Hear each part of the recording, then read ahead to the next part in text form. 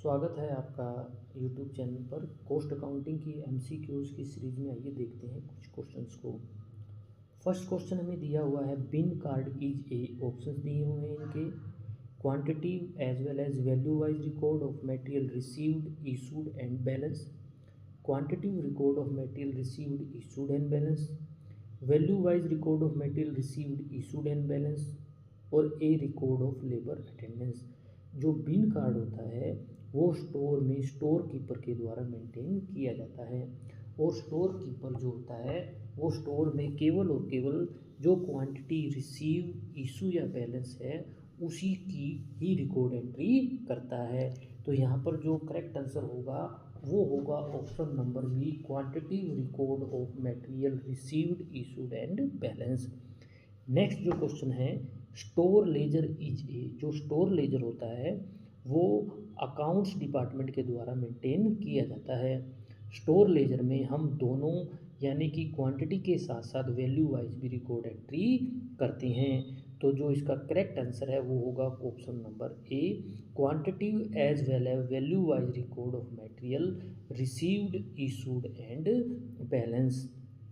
Next question हमें दिया हुआ है service department cost should be allocated to only service department, only production department, both production and service department, और none of the production and service department. जो service department होता है जैसे maintenance या कैंटीन्स, तो जो ये डिपार्टमेंट होती है इनकी जो कॉस्ट होती है वो दोनों डिपार्टमेंट प्रोडक्शंस और सर्विस डिपार्टमेंट दोनों पर ही एलोकेटेड की जाती है। तो ऑप्शन नंबर सी इसका करेक्ट आंसर होगा।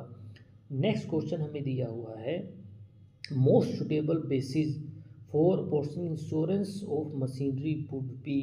जो इंश्योरेंस कंपनी जो इंश्योरेंस प्रीमियम चार्ज करती है वो हमेशा मशीन की वैल्यू पर ही करती है। अगर मशीन की वैल्यू ज़्यादा है तो उसी हिसाब से प्रीमियम भी हमारा ज़्यादा होगा। तो इसका जो करेक्ट आंसर होगा वो होगा वैल्यू ऑफ मशीन यानी कि option number B. Next question हमें दिया हुआ है ब्लैंकेट ओवरहेड रेट। जो ब्लैंकेट ओवरहेड रेट का मतलब क्या होता है कि वन यूनिफॉर्म रेट होता है पूरी फैक्ट्री के लिए, चाहे वो डिपार्टमेंट में कितनी ही उनकी एक्चुअल जो ओवरहेड रेट क्यों ना हो, यानी कि एक यूनिफॉर्म रेट से ही हम उसको ऑब्जर्व करते हैं ओवरहेड को। इसको एक सिंपल एग्जांपल से हम ऐसे समझ सकते हैं। मान लीजिए आपने 3 फ्रेंड ने एक मकान किराए पर लिया हुआ और उसमें 3 कमरे हैं। एक कमरे के अंदर एक फ्रेंड एसी चलाता है, और दूसरे कमरे के अंदर दूसरा फ्रेंड केवल और केवल फ़ैन चलाता है, और तीसरे कमरे के अंदर जो फ्रेंड है वो कभी कभार आता है और फ़ैन चलाता है।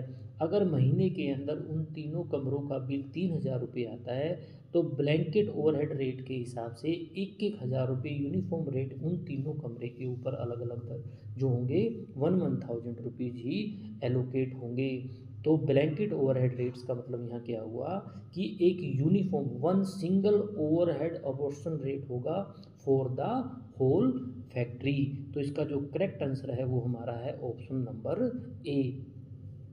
इसको एक सिंपल एग्जांपल के द्वारा मैंने समझाया हुआ है, अगर आपको समझ नहीं आया तो वीडियो पॉज करके यहाँ इसको आसानी से समझ भी सकते हैं।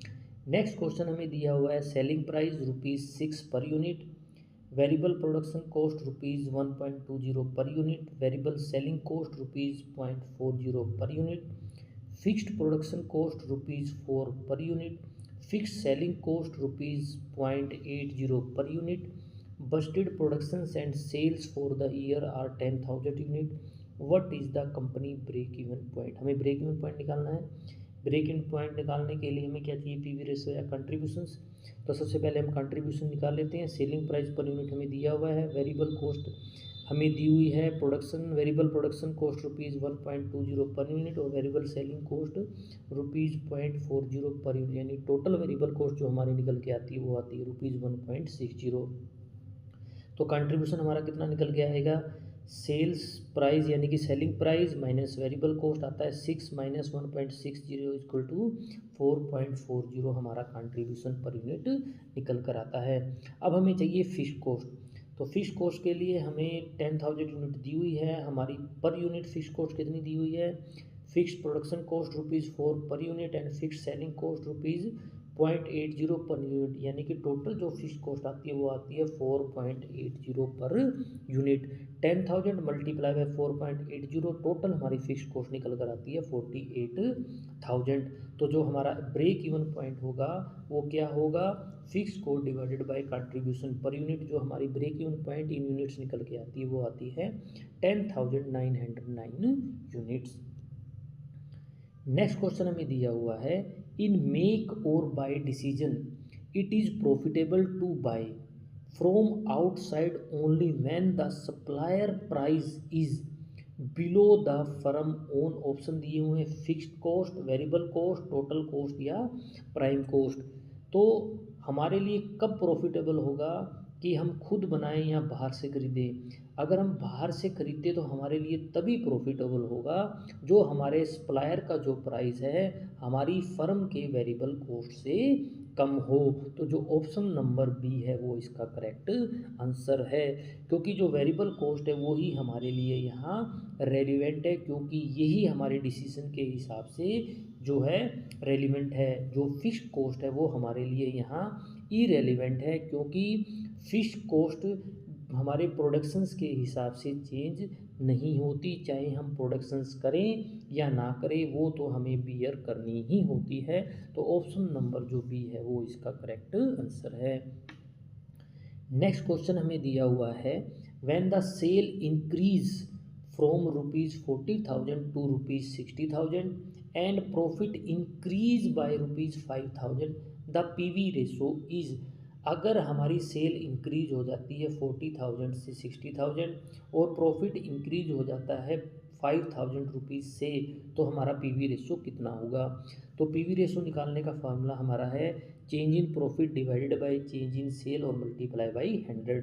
चेंज इन प्रॉफिट हमारा 5,000 रुपीज़ दिया हुआ है, चेंज इन सेल हमारा निकल के आता है 20,000, यानी कि 60,000 माइनस 40,000 20,000 निकल के आता है, और जो हमारा पीवी रेशियो निकल के आता है वो आता है 25%, यानी कि ऑप्शन नंबर सी इसका करेक्ट आंसर है।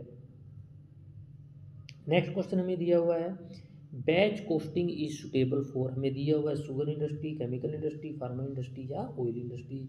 जो बैच कॉस्टिंग है वो हमारी फार्मा इंडस्ट्रीज़ के लिए सूटेबल है, क्योंकि मेडिसिन जो होती हैं फार्मा इंडस्ट्रीज़ के अंदर हम एक बैच में बनाते हैं, और जो ईच बैच होता है वो हमारे लिए एक सेपरेट कॉस्ट यूनिट होती है, और इसी के अंतर्गत जो होता है क्वालिटी कंट्रोल और डेट जो होती है एक्सपायरी वो भी हर बैच के लिए ट्रेक की जाती है। तो ऑप्शन नंबर सी जो है वो हमारा करेक्ट आंसर है। नेक्स्ट क्वेश्चन हमें दिया हुआ है, cost unit of hospital industry is. जो हमारी हॉस्पिटल इंडस्ट्री है उसकी कॉस्ट यूनिट हमारे लिए क्या होगी, पर बेड डे या फिर पर पेशेंट डे, यानी कि ऑप्शन नंबर डी हमारा इसका करेक्ट आंसर होगा। Cost units of automobiles industries, जो हमारी ऑटोमोबाइल्स इंडस्ट्रीज़ होती है उसके अंदर जो हमारी कॉस्ट यूनिट होती है वो होती है हमारी नंबर ऑफ व्हीकल्स, यानी कि ऑप्शन नंबर डी इसका करेक्ट आंसर होगा। नेक्स्ट क्वेश्चन हमें दिया हुआ है, the cost which is incurred even when A business unit is closed is called, यानी कि ये ऑप्शंस दिए हुए हैं कि ऐसा कौन सा कॉस्ट है, लागत है जो हमारी बिजनेस अगर हम बंद कर देते हैं तो भी हमारी इंकर्ड होती रहती है। तो जो इसका करेक्ट आंसर है वो है हमारा option number B, fixed cost या शटडाउन कॉस्ट,